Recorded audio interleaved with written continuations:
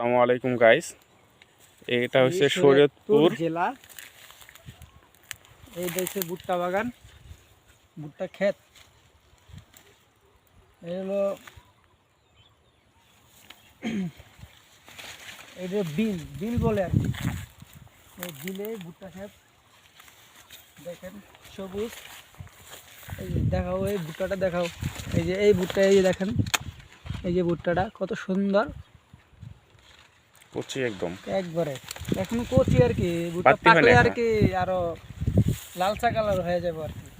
আচ্ছা, এগুলো তো দেখা যাচ্ছে সুন্দর সুন্দর সারি সারি আকারে আবদ্ধ, যে কত সুন্দর সিস্টেমে সারি সারি আবদ্ধ আছে দেখেন গাইস, আপনারা দেখেন কত সুন্দর, মানে প্রত্যেকটা পুরো লাইনে লাইন করে লাগানো, দেখছেন প্রত্যেকটা লাইন লাইন পুরো লাইন টু লাইন বানানো, ইয়া করে গাছগুলো লাগানো।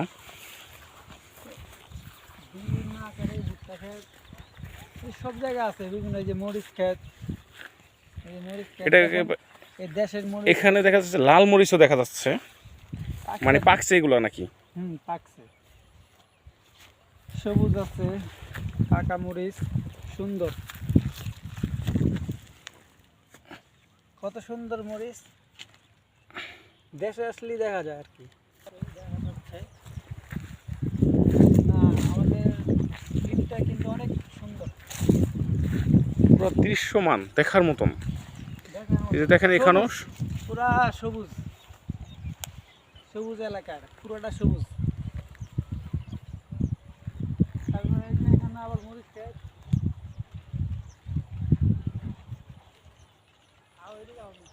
মরিচ, এই হলো লাল মরিচ। এটা কি বাংলাদেশি দেশি দেশি মরিচ? এটা কি পাকছে ভুইটা? হ্যাঁ, এই যে ভুট্টাটা পাকছে, এই যে ভুট্টাটা পাকছে। আচ্ছা, পাকলে এরকম হয় না? হ্যাঁ হ্যাঁ, এরকম হয়। আর এটার তো মনে হয় ভুট্টা আছে কি থেকে জানে, এই ভুট্টাটা পাকছে, ঠিক আছে। ক্ষেতের মালিকে দেখলে না বলে আবার আমরা চুরি করতেছি। গাইস, আমরা লুকা লুকে আমরা ভুট্টা ক্ষেত দেখতে আসছি, কিন্তু এটা যে মালিক ইয়ে করে, এটা পুরোটা ছিলেন তো দেখি আমরা, সমস্যা নাই, পুরোটা ছিলে ফেলেন। কত সুন্দর যায় ভুট্টা।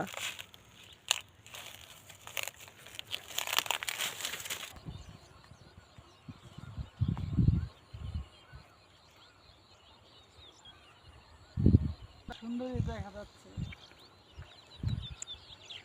হ্যাঁ গাইস, দেখেন, এটা আমার মনে হচ্ছে এটা কাউন ক্ষেত, ঠিক আছে। এটা এরকমই হয় গাছের মতন, পরে আস্তে আস্তে বড় হয়, বড় হলে বোঝা যায় আর কি কাউন ক্ষেত। এখন বোঝা যাচ্ছে না, ঠিক আছে। সবুজ ঘাসের মতন দেখতে, গাছের মতন, কিন্তু এটা কাউন ক্ষেত। এটা বড় হইলে দেখা যেত আর কি। এটা কিন্তু মূলত কাউন ক্ষেত, কিন্তু হ্যাঁ, কোনো ক্ষেত নাই আর, নদীর পাড়ে যাও। হ্যাঁ।